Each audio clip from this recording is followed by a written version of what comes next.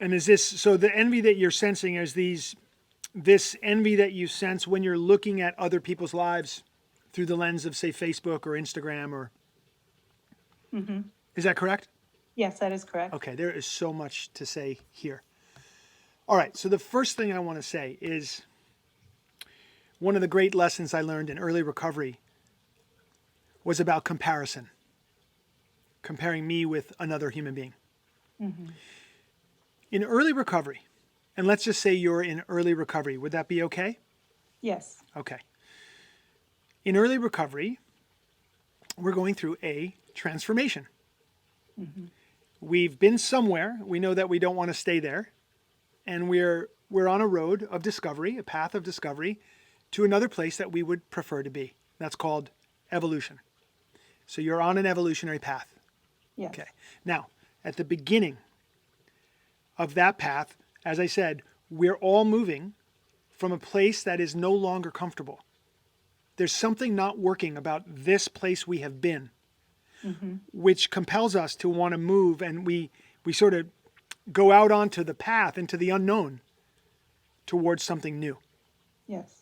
And that move from known pain to unknown possibility is incredibly insecure. There's so much insecurity in deciding to leave the known difficulty and step out into the road of the unknown. Mm-hmm. And so as we step out into early recovery, very often people will be feeling off center, not connected. We haven't landed yet. We're in a process, but we're not stable. We're not grounded. The foundation isn't yet underneath us of the new life that we are looking for. Does that Yes. make sense to you? Yes, absolutely. So imagine the person who's decided to stop drinking. And they're like, I can see that drinking is not working for me. Or substitute any addiction. I can see smoking cannabis is not working for me. Harder drugs, food addiction, sex addiction, gambling, all of it. Mm-hmm. So we're giving up that. I can't do that anymore. It's not good for me. So we'll just look at the person who's been struggling with drinking. So now they're stopping. And they make it to 30 days. But it just so happens that on day 31, for whatever collection of reasons, they have a really shitty day. And they're irritable, and they're angry, and they're discontent. And one of their old drinking buddies calls up and says, I know you don't drink, and it's cool, but a bunch of us are going out, and we just wanted to include you. Why don't you come and be with us? And in that moment, the person's like, okay, where are you going? And they're like, well, we're going to the bar, but we know you're not drinking, so we'll get you a soda. and that person goes to the bar. Irritable, angry, and discontented Mm-hmm. with their old drinking buddies. You can see the shaky ground. So much insecurity. And at one point in the evening, one of the old drinking buddies says, you were a lot more relaxed when you drank.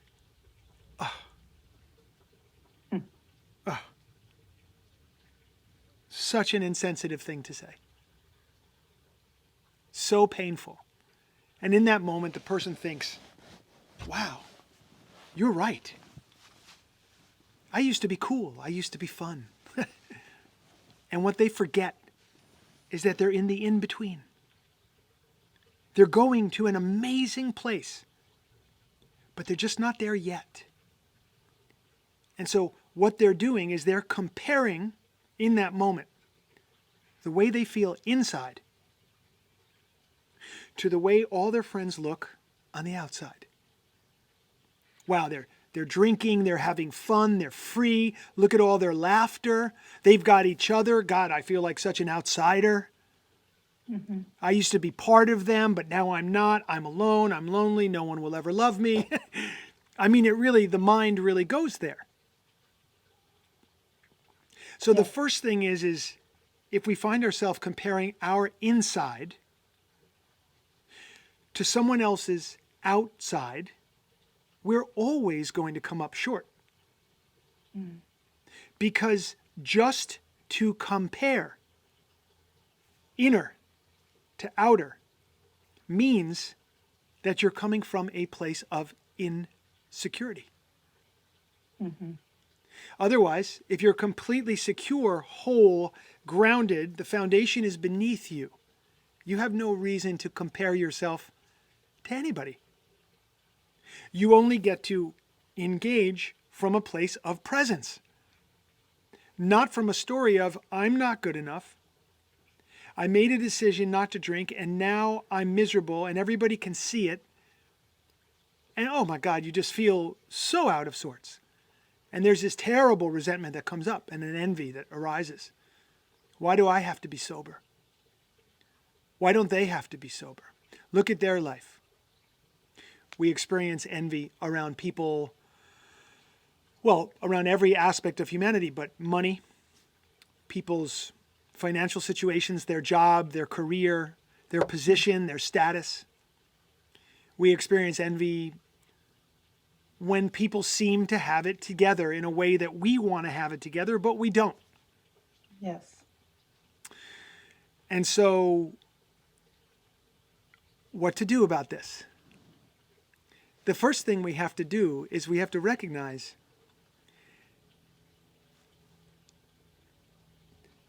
the mental pattern of resenting someone for something that they have that you don't is a human thing. It's been around throughout humanity. It definitely is painful. And it needs to be dealt with pretty quick. And so on the path of yoga, they directly, specifically have a direction for this. And it's expressed in Sutra 133 in the Yoga Sutras of Patanjali. Okay. It mentions 4 types of people. The first type of person is a happy person. How shall we be? How shall we relate to a person that we notice is happy? How shall we relate to that person? We should relate to them as a friend. We should bring the energy of friendship to someone who has achieved happiness. This has to be done on a conscious level. And that's why we're talking about it now, to bring it to the consciousness of the group.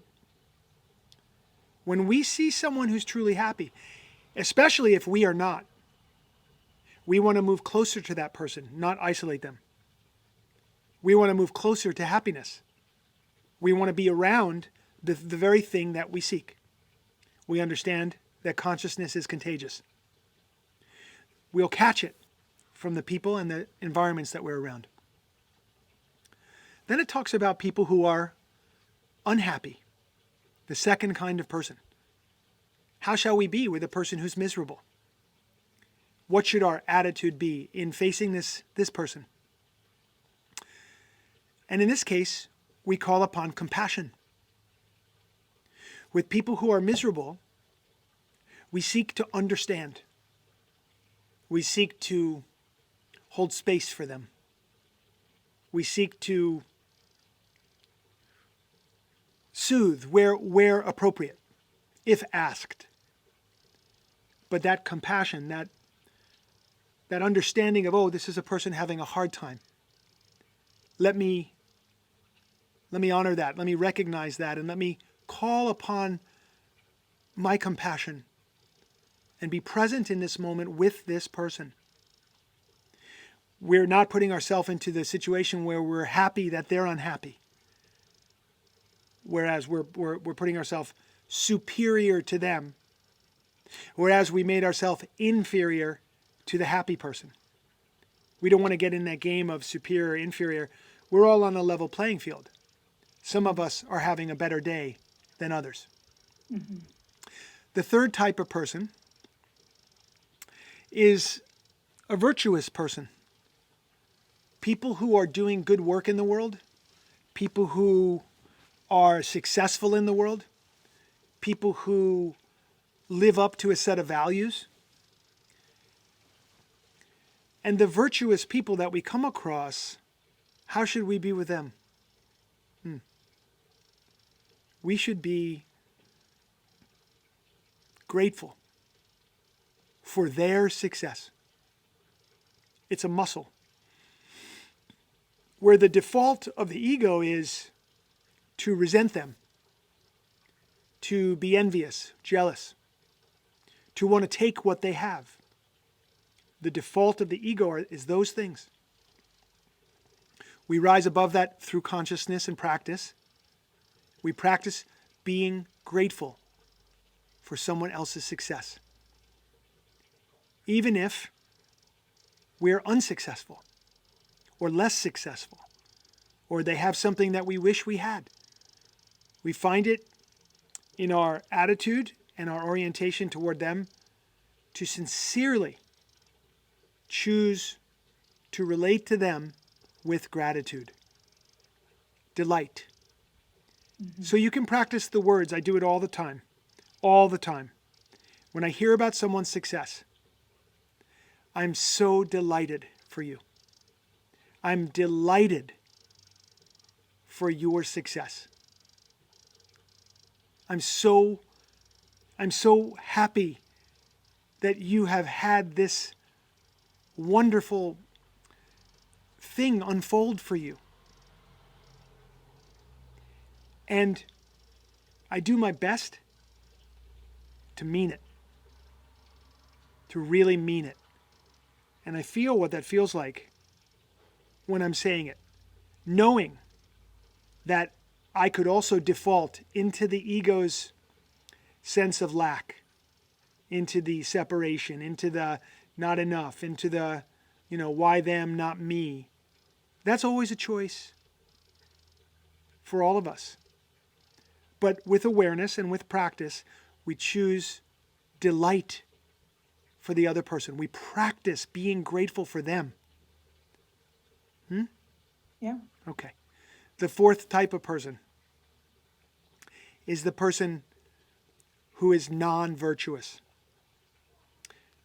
A person whose values oppose your own, or a person who doesn't live up to values. These are people who are off track. They're sometimes violent. It's not that they don't have their reasons for being those things, but the point is that you come across them and they very, very, very much are not in the same moral universe as you are. Their belief system is just simply way different from yours. And they're living a non-virtuous life as you perceive it. How shall we be with those people? The answer is, in a word, uninvolved. Uninvolved. Absolutely no energy goes there. We don't build them up. We don't break them down. We are uninvolved with those people. So this has been laid out for at least the last 2,300 years, and many, many thousands of years before that, through the yoga tradition. And that part of our path is to understand who's in front of us, to be able to catch the feeling of envy or a resentment or a judgment or a condemnation when it arises, but also to be able to catch a feeling of love, a feeling of appreciation and gratitude for somebody and for their success. And so it's good to know that, we have that on the path of yoga, that little slice of human experience has an answer.